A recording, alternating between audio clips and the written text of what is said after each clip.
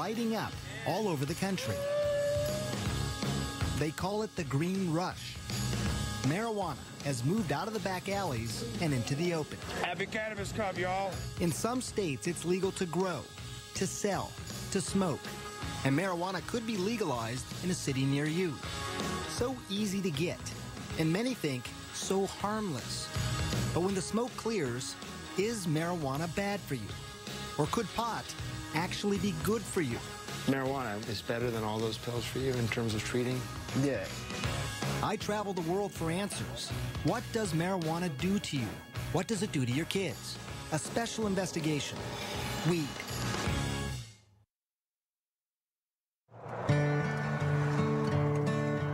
Our journey begins here, in this small town home, nestled in the mountains, with a family who has never allowed TV cameras in before.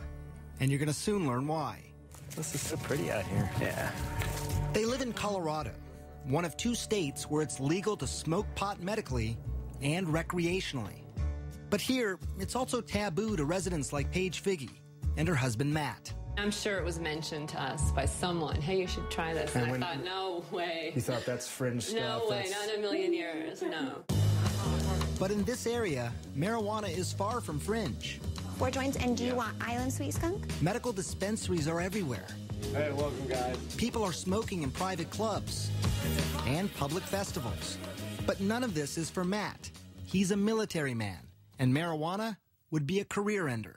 I grew up in Wisconsin in a well-loving family, and I was educated to, like, oh, that's a drug. You don't do that.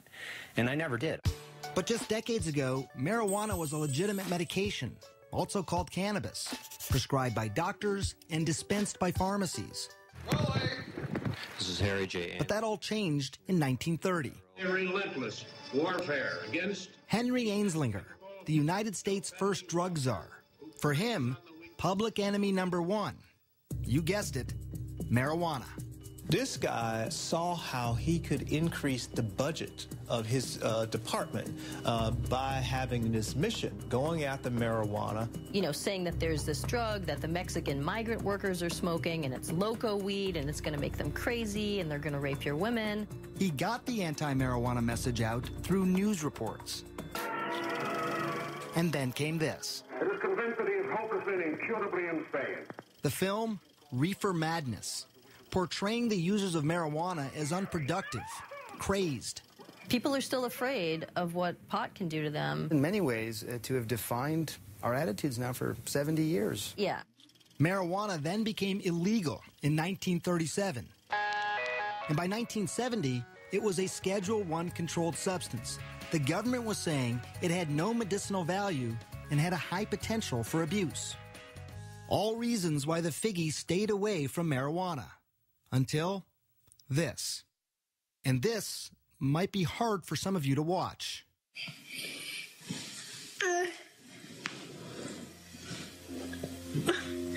It's okay, baby. This is their daughter, Charlotte, having a seizure.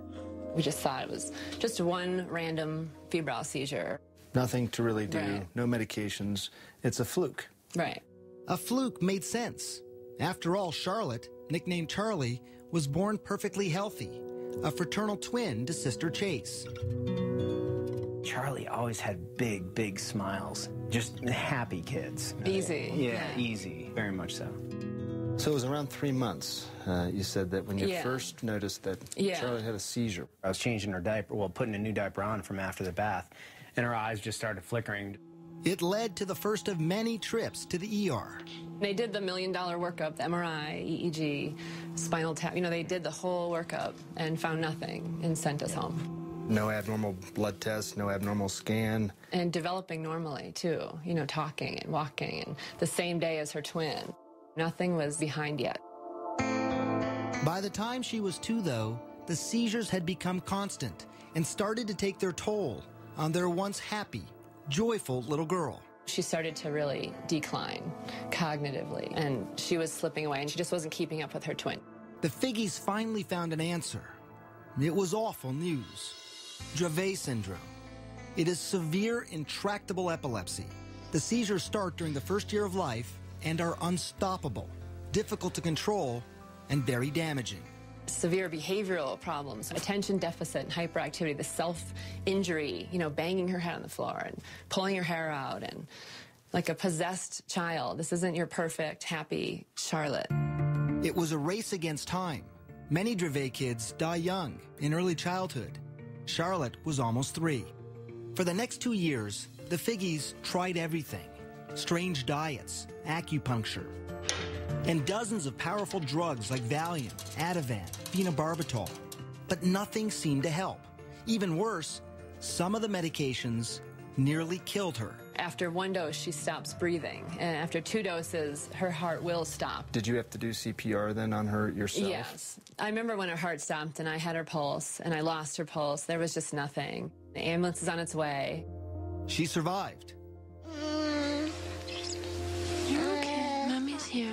But now it was fall of 2011, and Charlotte was 5 years old. When things were at their worst, she just sees all night, and the kids are sleeping either in my room or next door. They can hear her, the seizure scream all night, 50 times a night. And Chase would come in the morning and just, this is her twin, and just hug her and like rub her head and say, I'm just so glad you survived through the night last night. Matt had been deployed to Afghanistan, and the only thing he could do to help was start scouring the internet. And he stumbled onto this video of a child using marijuana. So how's everything going? Jaden had 4 days without a seizure. I'm like, wow, having success on specifically Dravet, this is interesting. It's natural. And while he couldn't ever imagine taking marijuana himself, he was now in the stunning position of recommending it for Charlotte. I was like, we need to do this. And I said, I don't know. Charlie, there you are. And then Charlotte's condition got worse. 300 seizures a week, almost 2 every hour. She was not talking or moving, basically catatonic. As a last resort, doctors wanted to either prescribe a powerful veterinary drug used on epileptic dogs or put Charlotte in a medically induced coma so her brain and body could rest. For Paige, those were not good options. But maybe, just maybe, marijuana now was. But she was about to find out how hard that would be. This isn't go to the pharmacy and pick up your medicine. There was no protocol. When we come back, what will the Figgies do? And what would you do if this were your daughter?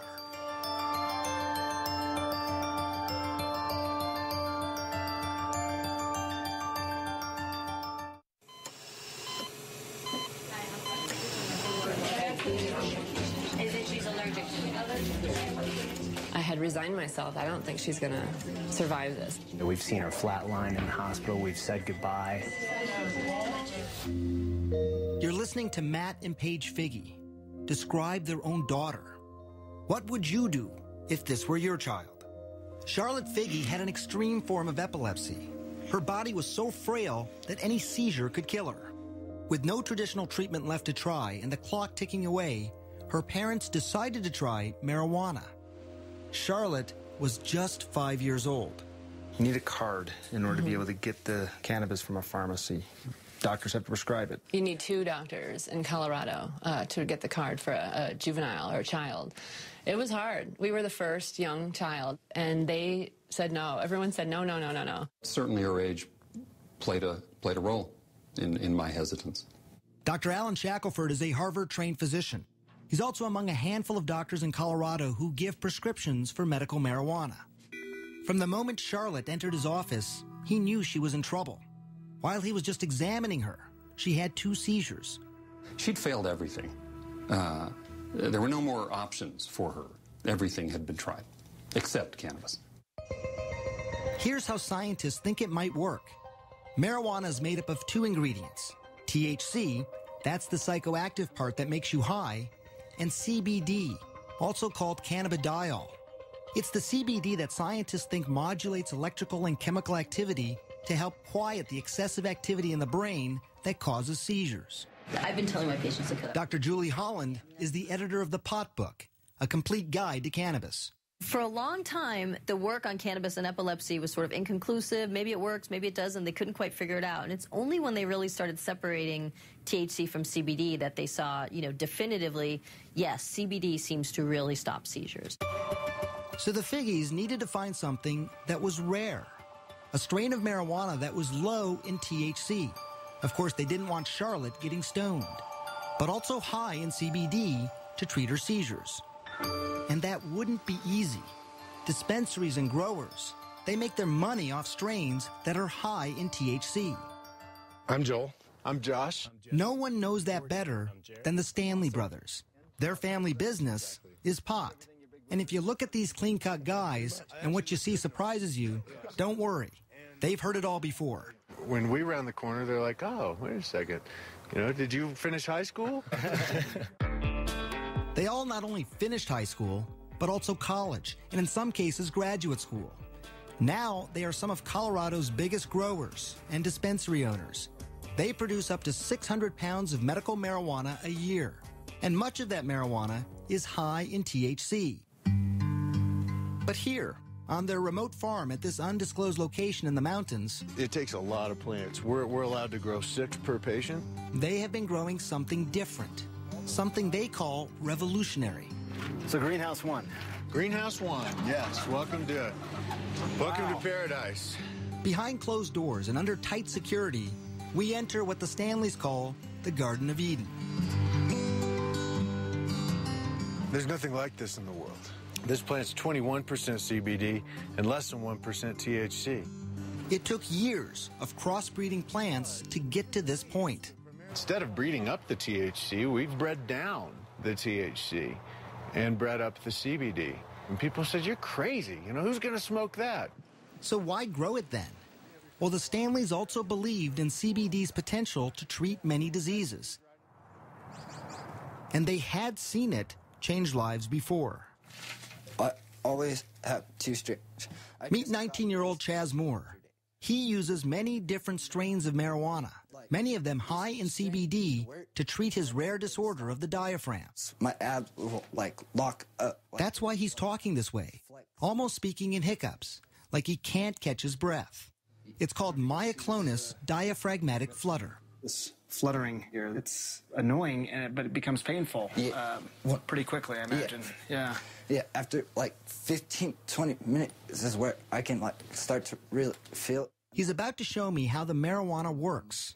He's been convulsing now for 7 minutes. How quickly do you expect this to work? Within, the first 5 minutes.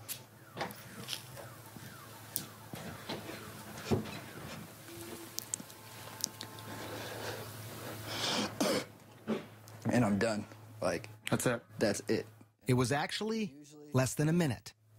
Depending on the attack in the day, it'll work within the first couple hits. Hear how his voice is completely different. That attack lasted 8 minutes. But some have lasted much longer and happen as often as 40 times a day. And like Charlotte, he had tried so many things before. By 16, Chaz was taking these powerful, addictive, potentially deadly narcotics and muscle relaxants daily, like Valium and morphine. It would be safe to say that marijuana, what you have in your hand there, is better than all those pills for you in terms of treating what's going on? Yeah, I'm not zombified. I've had 16, 17 attacks today, and I'm still sitting up talking to you. My first attack on all these, I'd be in the hospital. I'm a firm believer that marijuana has actually saved my son's life. Chaz's father, Sean. His quality of life now is 1,000 times better than what it was when he was on the pharmaceuticals. A quality of life that Paige Figge desperately wanted for her daughter Charlotte. But she still had one hurdle to cross: convincing dispensary owners like the Stanleys to sell marijuana to a 5-year-old little girl. When Charlotte's mother called my brother Joel, the brothers had a meeting. He said, tell us about this patient. She's 5 years old, he said. And we said, oh, no, we can't do that. Why? It was the fear of the unknown.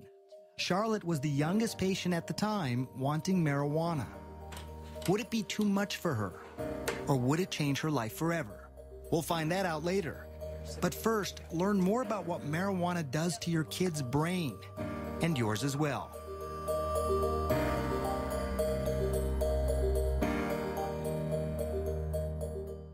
That's what I'm talking about. Y'all smoking or what? If you smoking weed, make some noise. Yeah. April 20th, Denver, Colorado. We like we smoke, we sing. Woo. Tens of thousands from around the country and the world lighting up legally. Happy Cannabis Cup, y'all. For some, it's a lifestyle. For others, it's a lifeline. We're working with the Lupus Foundation and rheumatoid arthritis. But for all of them, I wonder, what was it doing to their brains? Some of my patients call me pot doc. Your patients call you pot doc? Well, they never meet anybody who's as interested in hearing about their marijuana use as I am. Dr. Stacy Gruber is serious about pot. I want you to name the color and not to read it.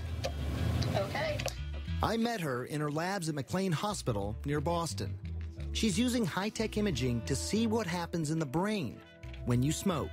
When you first smoke, that is, you light up a joint, a spliff, a blunt, receptors, which are throughout the brain, respond. And these areas of the brain are responsible for things like pleasure, memory, learning, sensation, sense of time and space, coordination, movement, appetite, and other drives, shall we say. So it's sort of an all-over impact, right? So reward, pleasure, hunger. You have this overall feeling of well-being, they say. That all sounds pretty good. Right. It does sound pretty good. And it's not just feeling good, but there's this phenomenon reported by many smokers over the years, especially famous artists, the ability to be more creative.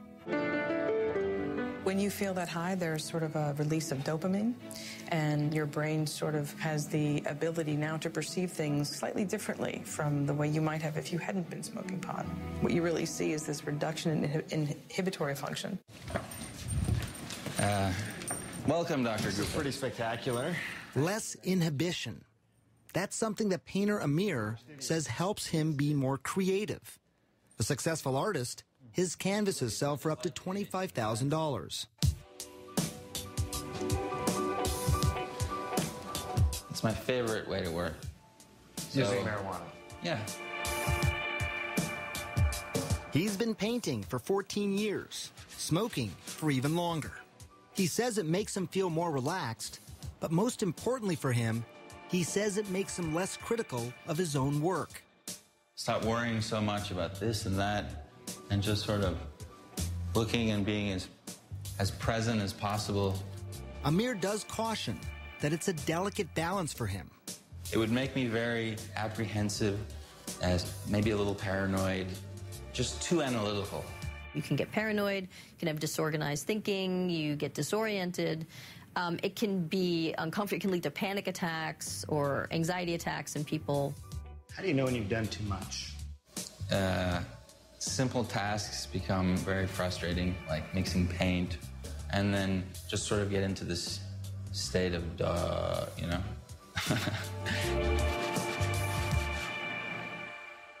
Nail. And why that happens is exactly what Columbia University neuroscientist Carl Hart is investigating. Exhale. Research subjects in his lab smoke marijuana and then take a variety of cognitive tests. The effects will be disruption in memory, disruptions in inhibitory control. They will become slower at cognitive functioning, a wide range of things. These effects are temporary, but they're pretty pronounced and they're clear. And it's slowly becoming clear to scientists what part of the brain is most affected. It's the prefrontal cortex. It's very important for planning, thinking, coordinating your behaviors. There are tons of marijuana receptors in this region. And we think that marijuana, particularly in the novice, can disrupt all of those behaviors. An impairment that Hart cautions could be dangerous, especially when driving. You may prematurely hit your brakes. You may prematurely hit the gas pedal, a wide range of things. You may make a turn without looking more carefully. Look at this experiment done by CNN affiliate KIRO in Washington State. Subjects smoked marijuana and then drove. One was a daily medical marijuana smoker, and another, an infrequent weekend smoker. Relaxed and buzzed. The more the novice user smoked, the more trouble behind the wheel. Watch yourself, watch yourself. But interestingly, the habitual smoker didn't have as much trouble. I wouldn't pull her off the road, no. No, not yet. And that's something I witnessed firsthand driving around with 19-year-old Chaz Moore. The day that I spent with him, he had been smoking all day long. Do you feel impaired at all? No, I don't. I feel normal. Turns out when you test people who have a lot of experience with cannabis, you don't see many disruptions. But if you test people who have sort of a limited history with cannabis, you can see some clear, pronounced disruptions. Of course, no one thinks that driving when using marijuana is a good idea. But what scientists can't answer is if there is a safe legal limit, and if people who use marijuana daily as a medicine should be able to drive. How impaired are they? What is more clear, though, is the effect of marijuana on the young brain. What we see is a very big difference in people who begin to smoke prior to the age of 16 and those who smoke after age 16, what we call early versus later onset. Gruber's brain scans show that the white matter, those are the highways that help the brain communicate from one point to another, are impaired in those who start smoking early. Maybe there's underlying white matter connectivity differences. That's your concern, it sounds like, that those highways, those white matter highways, are just more disrupted in people who start smoking early. That's what we see. Perhaps not surprising, given what we know about the young developing brain. That's a very delicate time in brain development, and that's not a good time to be taking any drugs. Preliminary research shows that early onset smokers are slower at tasks, have lower IQs later in life, higher risk of strokes, and increased incidence of psychotic disorders. And while these studies are not conclusive, some scientists are still concerned because in 2012, 35% of high school seniors lit up. And that could mean a generation of kids with damaged brains. And many fear something else. I never really told myself I needed help. A generation of marijuana addicts. When we come back, the truth and the science behind what's being called a growing epidemic. And later, Charlotte's story, the first and youngest child to try marijuana in Colorado.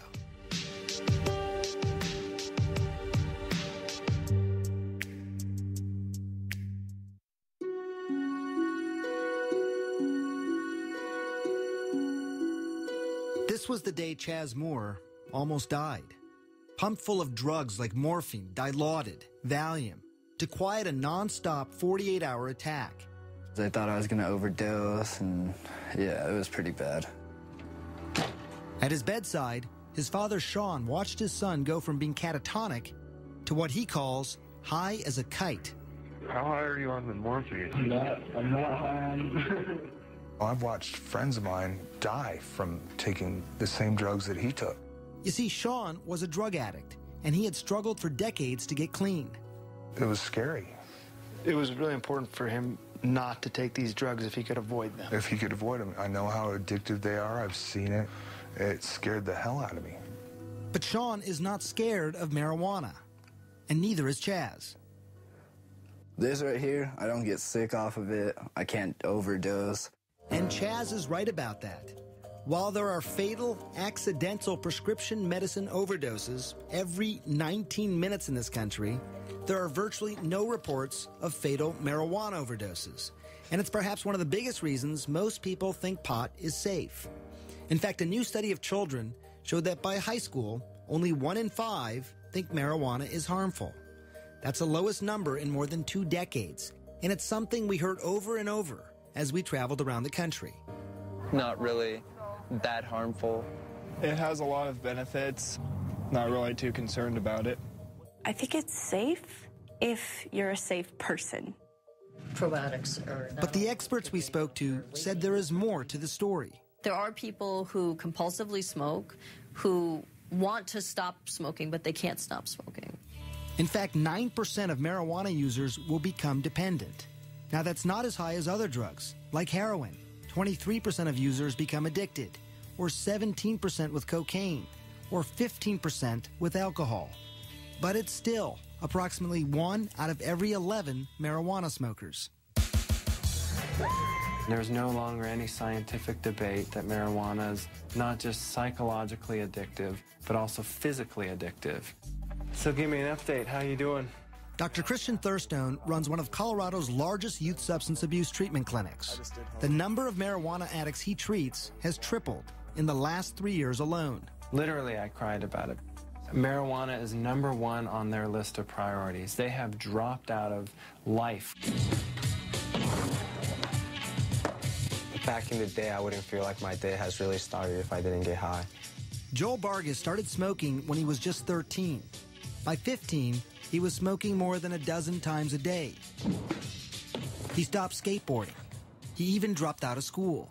I like getting high. I need to get high because my brain is telling me. Adolescents, starting at about age 13, have a pretty mature brain reward center, so they can experience rewards and pleasures the same way adults can. But the problem with that is that their prefrontal cortex, which helps people think ahead, control their impulses, that's not fully developed until age 24. That explains why adolescents are much more vulnerable. There's something else that addiction experts believe is likely happening in the brain. When you smoke pot, the feel-good chemicals that make up marijuana, called cannabinoids, remember them? They cause your brain to stop producing its own natural cannabinoids. When you stop smoking, you have no feel-good cannabinoids of your own. Until your body kickstarts production, you feel lousy. So many people smoke again to feel better. And today's marijuana could be more addictive. It has more of the psychoactive ingredient THC than ever before. Brain researcher Dr. Nora Volkov. If you smoke a very potent marijuana, the 9-THC content is going to go very fast into your brain at relatively high concentrations, and then that increases its rewarding effects and its likelihood of transition into addiction. So how much stronger is it? You see the barbed wire, obviously, on the fences. Well, I traveled to Mississippi, where marijuana is illegal. But here, on the campus of one of the country's oldest universities, Ole Miss, a huge stash of marijuana is under lock and key. This is our vault. This is some pretty tight security. I mean, look at this door. Mahmoud El Soli runs what's called the Marijuana Potency Project. What's the potency of this? This is about 8%.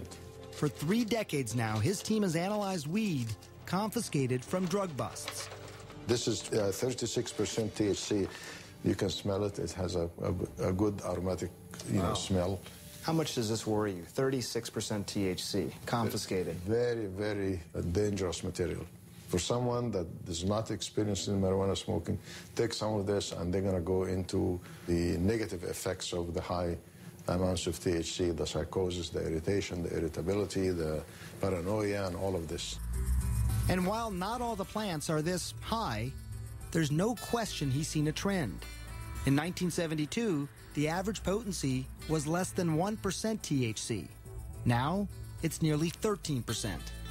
Are people becoming more obsessed with high THC marijuana? I think so. They start out with a 0.5% or 1%, and they get a good high. And then as they continue to use that, it doesn't give them the same high anymore, so they seek either smoking more or higher potency material. It happened to Joel Vargas. After a couple of years of smoking daily, Joel eventually ended up in rehab, where he faced mild withdrawal symptoms like irritability, insomnia, nausea. It certainly isn't anything nearly as dangerous as abrupt discontinuation of alcohol. You know, for somebody like Joel, going into rehab is really about learning new behaviors, more than it is about sort of treating the physiological dependence or tolerance or withdrawal issues.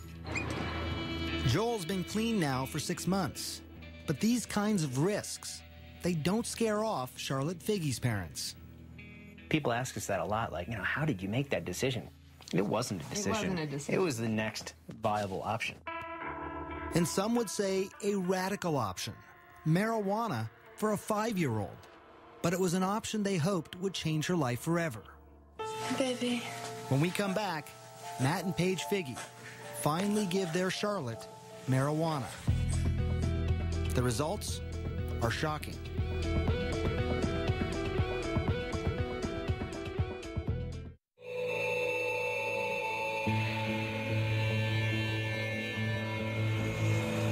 It was January 2012. Afghanistan. About 7,000 miles away from his family in Colorado, Matt Figge received this video from his wife, Paige. It's horrible seeing these videos when I'm deployed. It was his 5-year-old daughter, Charlotte, seizing. Diagnosed with a severe form of epilepsy, she was having 300 seizures a week. Each attack so severe, it had the potential to kill her. They had already tried dozens of high-powered drugs. We needed to try something else, and at that point in time, marijuana was that natural course of action to try. At home in Colorado, Paige searched for marijuana high in CBD. That's the ingredient some scientists think helps seizures, and also low in THC. Remember, she didn't want to get her daughter stoned. She found a small amount at a Denver dispensary. The owner was surprised that anyone would even want it. They said it's funny because no one buys this, you know. That was the general consensus. Nobody wanted it. It didn't have any effect. Paige paid $800 for a small bag and took it home. I had a friend that was starting a business on making medicine. And I said, can you help me extract the medicine from this bag of marijuana? I measured it with a syringe and squirted it under her tongue. It was exciting and very nerve-wracking. Holding Charlotte in her arms, Paige waited. An hour ticked by, and then another, and then another. She didn't have a seizure that day. And then she didn't have a seizure that night. Did you sit there and look at your watch? And... Right, I thought, this is crazy. And then she didn't have one the next day. And then the next day. And I thought, she would have had 100 by now. And I just thought, this is insane. I remember how happy Paige was. Like, it's really working. I can't believe it. Yeah, that was pretty amazing to hear. It had worked. But in just a couple of weeks, the excitement was overshadowed by panic. Paige was running out of marijuana, and the dispensary didn't have any more of that particular strain. Even if there was more, the monthly price tag would have been astronomical, $2,000, and not a penny of it covered by insurance. But then Paige heard about the Stanleys, the 6 brothers, and their greenhouse of marijuana that is high in CBD. I said, oh my goodness. He says, I don't know what to do with it. We're trying new things with it, but no one wants it. It's not sellable. I said, just don't touch that, because we need that plant. At first, they didn't want to take the risk of giving marijuana to such a young child. But then they met her. Tell me about the first time you met Matt, Paige, and Charlotte. I'm gonna get you misty-eyed. Yeah, you get all of us crying when we start talking about that little girl. The Figges had hit the jackpot, a steady supply of high CBD marijuana, and they only had to pay what they could afford. People have called us the Robin Hoods of marijuana. They say that we sell pot so that we can take care of the kids and the truly less fortunate. Charlotte was the first of those kids. Late spring 2012, she tried the Stanley Special Marijuana, and again, it worked. I can't tell you what that means to us. Get you a dozen in a little bit. If it doesn't get you, something's wrong with you. She lived her life in a catatonic state. Now her parents get to meet her for the first time. What a revelation. Yeah, kitty. The child who had had 300 seizures a week was now down to just 1 every 7 days. Pitter pat, tiptoe. When I first met Charlotte, March of 2013, it was 1 year after that first dose of marijuana. Achoo! After almost 2 years on a feeding tube, she was now eating on her own. Yellow? She was talking, even walking. Puppy. Yeah, she said please. Go! But these stories, they are not without their skeptics.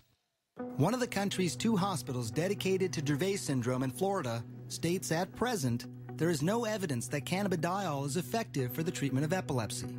The American Academy of Pediatrics also opposes cannabis, as does the National Institute on Drug Abuse. It is such an amazing turn of events that it really can't be a fluke, but I do still wonder. Do you still wonder too, Matt? Hell no. You know it's working. It's working great. You just look wonderful. And Charlotte's doctor, Alan Shackelford, also agrees. Yet his commitment to medical marijuana has drawn criticism. He's even been called Dr. Feelgood. How difficult is this for you to talk about as a physician? We are typically conservative as a profession and probably as individuals. We want more proof, and cannabis doesn't have that. And it's why he has traveled the world to look for researchers who might have the answers. And that took him to the place many call the medical marijuana research capital. Israel. It might surprise you, but actually research into cannabis and epilepsy started here in the 1970s, with studies that showed it could reduce convulsions in rats. Today, Shackelford is hoping to start clinical trials in humans there. We need to understand it well enough that they won't be reluctant to at least give it a thought, at least try it. And it's not just epilepsy, but researchers in Israel are studying a variety of illnesses. When we come back, what they're finding, up close, and an amazing look inside hospitals and nursing homes where patients are lighting up, courtesy of the Israeli government.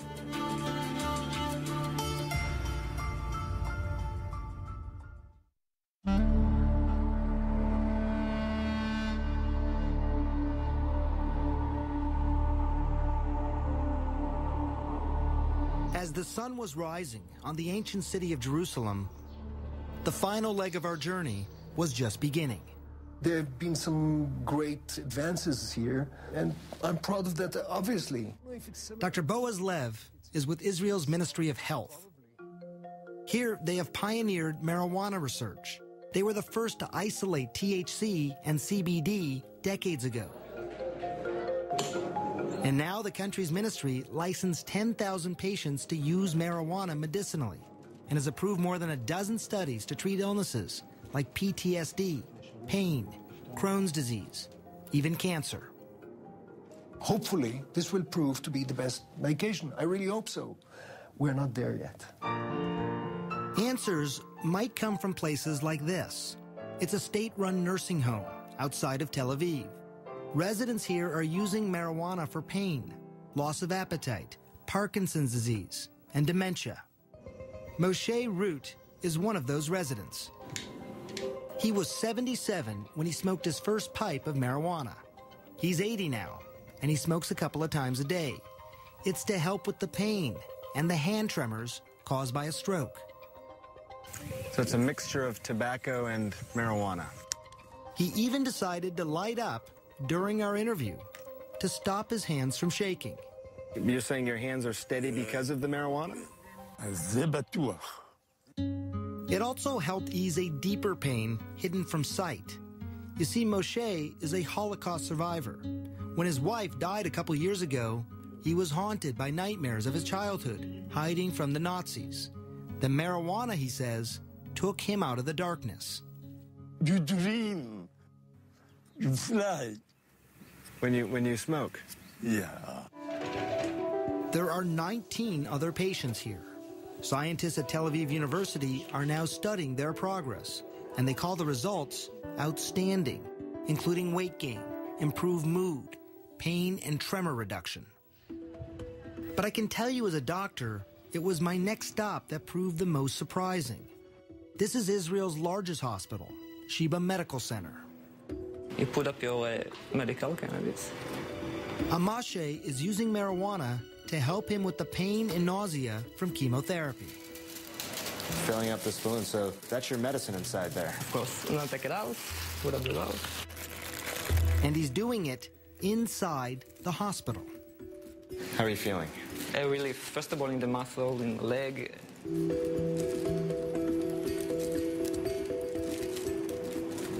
And you're not worried about any potential damage to your body? Not at all.